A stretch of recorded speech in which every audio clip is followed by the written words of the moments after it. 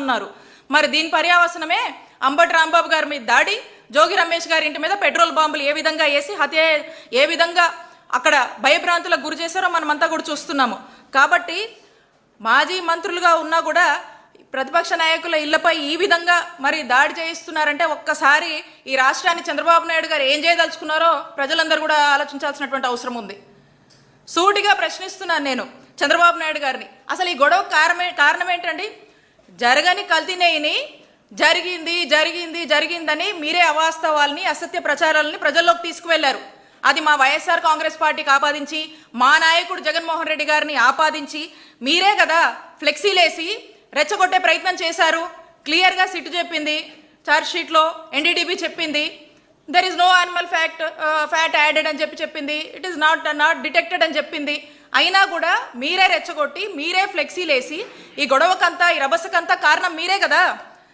క్లియర్గా మీరు చేస్తూ మళ్ళీ దీన్ని డైవర్ట్ చేస్తూ అంటే క్లియర్గా ఎక్కడ కూడా వీళ్ళంతా మేము ఈ కూటమి ప్రభుత్వాన్ని నిలదీస్తున్నాం కాబట్టి ఎంబటే ప్రతిపక్ష నాయకుల ఇళ్లపై దాడులు చేయాలి, అవసరమైతే పెట్రోల్ బాంబులు వేయాలి, ఇళ్లలో ఉన్న మహిళల్ని టార్గెట్ చేయాలి, కేసులు పెట్టాలి.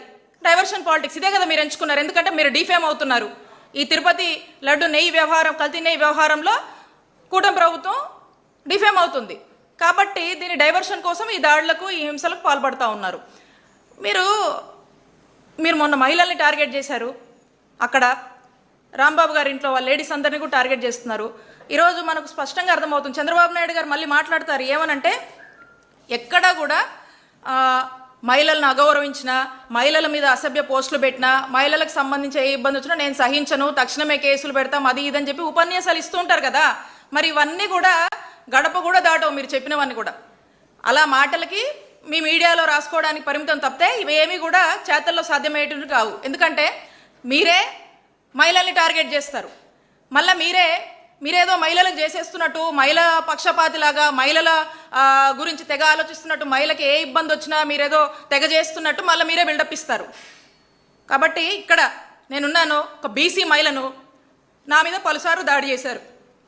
ఈ విషయంలో కూడా నేను గుడికి వెళ్తే నా మీద కేసు కట్టారు. మరి దీనికి మీరేం సమాధానం చెప్తారు? అసభ్యంగా సోషల్ మీడియాలో నంబర్ ఆఫ్ పోస్టులు పెట్టి వేధిస్తూ ఉన్నారు. మా పరిస్థితి ఇలా ఉంటే రాష్ట్రంలోని సామాన్య మహిళల పరిస్థితులు ఏంటండి? సమాధానం చెప్పండి చంద్రబాబు నాయుడు గారు. దీనికి ఏముండదు. ఇవన్నీ చూస్తుంటే అసలు రాష్ట్రంలో ఆటవిక పాలన నడుస్తుందా అనిపిస్తుంది. లా అండ్ ఆర్డర్ ఉందా అని ప్రతి సామాన్యుడు ప్రశ్నించేటువంటి పరిస్థితి ఈరోజు నెలకొంది. There is no democracy, no Indian constitution, no law and order. ఇది మన రాష్ట్ర పరిస్థితి. జంగల్ రాజుగా మారింది ఈరోజు మన రాష్ట్రం. ఈ విధంగా 20 నెలలుగా మనం చూస్తూ ఉన్నాము. కంటిన్యూస్గా ఇదే తంతు. ఏమంటే రెడ్ బుక్, లోకేష్ గారు red book implementation, red book agenda, red book policy, red book governance. రాష్ట్రంలో యథేచ్ఛగా కూడా ఇదే నడిపిస్తూ ఉన్నారు. అందుకే మన ఆంధ్రప్రదేశ్ రాష్ట్రంలో అంబేద్కర్ గారు రాసినటువంటి రాజ్యాంగం ఎటో పోయిందండి. దానికి తూట్లు పొడిచేశారు. ఈ ఐపీసీ అంటే ఏమైంది తెలుసా? మన రాష్ట్రంలో ఐపీసీ అంటే ఈ ఐపీసీని ఏదైతే ఉందో దాన్ని లోకేష్ పెనల్ కోడ్గా మార్చారు. ఈ బిఎన్ఎస్ని బాబు న్యాయ సంహితగా మార్చారు ఆంధ్రప్రదేశ్ రాష్ట్రంలో. మరి ఈ విధంగా రెడ్ బుక్తో గందరగోళం చేసి రాష్ట్ర ప్రజల్ని భయభ్రాంతులకు గురి చేస్తున్నటువంటి పరిస్థితులు మనం చూస్తూ ఉన్నాము. వాస్తవంగా ప్రతిపక్షం అంటే ఏంటండి? ప్రజల పక్షం. మీ చేతగానితనాన్ని, మీ తప్పుల్ని, మీ లోపాలని ప్రతిపక్షంగా మాట్లాడే హక్కు ప్రతిపక్ష నాయకులకు ఉంది. మేము ప్రశ్నిస్తాం, మేము ప్రజల పక్షాన పోరాడతాం. ఏ వర్గానికి అన్యాయం జరిగినా వైఎస్ఆర్ కాంగ్రెస్ పార్టీ వాళ్ళకు మద్దతుగా నిలబడుతుంది. మీరు చేస్తున్న తప్పులు తప్పని అంటుంది. మీరు ప్రజల కోసము ప్రజలకు మంచి పాలన ఇవ్వాలని చెప్పేసి మేము కోరుకుంటాం. అది జరగనప్పుడు మేము ప్రశ్నిస్తాం మిమ్మల్ని. మరి ఈరోజు అలాంటి పరిస్థితి వస్తే గొంతెత్తి మాట్లాడితే దాడులు చేస్తున్నారు, హత్యాయత్నాలు చేస్తున్నారు, గూండాయిజం చేస్తున్నారు, రౌడీయిజం చేస్తూ ఉన్నారు, భయపెడుతున్నారు. అయినా కూడా ఎవ్వరూ భయపడం ఇక్కడ. ఎందుకంటే ఈ రాష్ట్రమేమి మీ జాగీర్ కాదు. సంతోషంగా ఉండాలనుకున్నాం. మా నాయకుడు పదే ఏం చెప్పాడండి? అందరికీ సంక్షేమ పథకాలు ఇవ్వమన్నాడు. నేను ఎక్కడ పోయినా ఎవరికన్నా ఏదైనా అందట్లేదని చెప్పినా కూడా ఇమీడియట్గా ఆ డిస్ట్రిక్ట్ అడ్మినిస్ట్రేషన్ కాల్ఫర్ చేసి ఈ పథకం ఇవ్వండి అవి చేయండి అని ఇలా వెళ్ళాం మేము. అసలు ఇవన్నీ లేవు. ఈరోజు ఆశ్చర్యం వేస్తుంది. ఈరోజు ప్రతిపక్ష పార్టీగా మేము గొంతెత్తితే ఐదరు కేసులు, అక్రమ కేసులు, అరెస్టులు, దాడులు, హత్యాయత్నాలు. ఇది రాష్ట్రంలో ఉన్నటువంటి పరిస్థితి. అందుకే బీహార్ కన్నా మించిపోయింది మన రాష్ట్రం. టీడీపీ కార్యాలయం మీద కూడా దాడి చేశారు, అలాగే పట్టాభిపై దాడి చేశారు. ఇప్పుడు చంద్రబాబు చర్చపరిచారు కాబట్టి వీళ్ళు కూడా దాడి చేశారని హోంమంత్రి సమర్థించారు. ఇది మీరు క్లియర్గా చూశారు. ఈ 3-4 డేస్గా జరిగినటువంటి రాంబాబు గారి అంశం మీరు చూశారు క్లియర్గా. అక్కడ ఆ మహిళలు అక్కడ ఉన్నటువంటి కర్రలతో, రాళ్లతో అతన్ని దాడి చేయాలని అతని కారు మీదకి వస్తూ ఆ మహిళలు కూడా కారు మీద ఏ విధంగా కొట్టి తన్ని ఇష్టం వచ్చినట్టుగా దుర్భాషలు ఆడుతుంటే, ఇక ఆ టైంలో ఆవేశంలో తను మాట్లాడానని రాంబాబు గారు స్పష్టంగా వచ్చి ప్రెస్ మీట్ పెట్టి నేను ఉద్దేశపూర్వకంగా మాట్లాడలేదు. ఎందుకంటే రాంబాబు గారు రెగ్యులర్గా మాట్లాడుతుంటారు, అందరికీ తెలుసు. ఆయన రెగ్యులర్గా కరెంట్ పాలిటిక్స్ మీద రెగ్యులర్గా ఏదో ఒకటి మాట్లాడుతూ ఉంటారు. ఆయన ఎప్పుడు కూడా అలాంటి నేచర్ కాదు అయింది. ఆయన అట్లా మాట్లాడలేదు. కాబట్టి ఇప్పుడు ఆ సందర్భంలో ఆవేశంలో ఆయన ఏదో మాట్లాడినని వివరణ ఇచ్చాడు, ఎక్స్ప్లెనేషన్ ఇచ్చాడు. అలా జరిగి ఉండకూడదని ఆయన కూడా భావించాడు. ఆయన కూడా క్లియర్గా చెప్పాడు, నిజంగా తప్పే అయితే నన్ను అరెస్ట్ చేసుకోండి అని చెప్పారు ఆయన కూడా. మరి దాన్ని సాకుగా తీసుకొని ఇక రకరకాలుగా చేసి ఇక వాళ్ళు ఏదో కలిపి చెప్పి వాళ్ళు చేసింది తప్పు.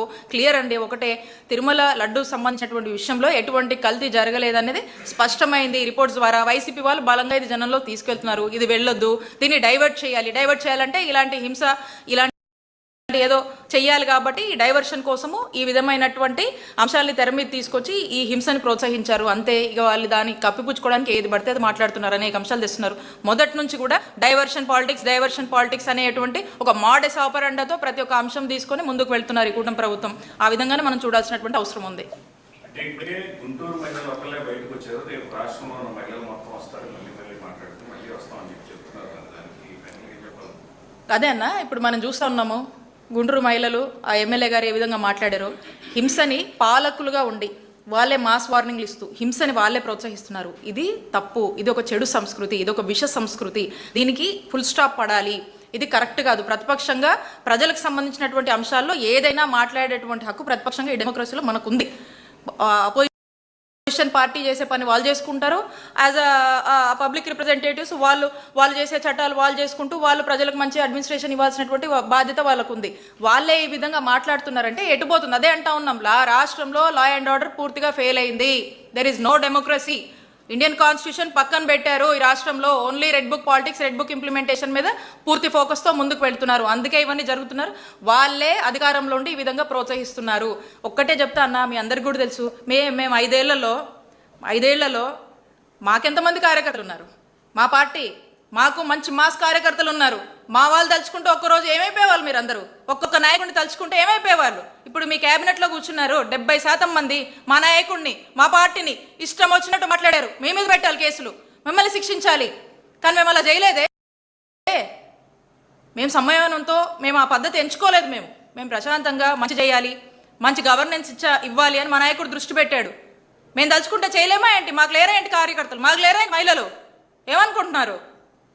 కాబట్టి ఒక్కటే చెప్తా ఉన్నాం, రేపు అనేది ఒకటి ఉంటుంది. ప్రతి ఒక్కరు గుర్తుపెట్టుకొని ప్రజలకు మంచి పాలన ఇవ్వండి. అబద్ధాలు, ఈ పిచ్చి ప్రచారాలు మానుకొని మంచి పాలన ఇవ్వండి, మంచి చేయండి, ప్రజలు మనసు గెలుచుకోండి.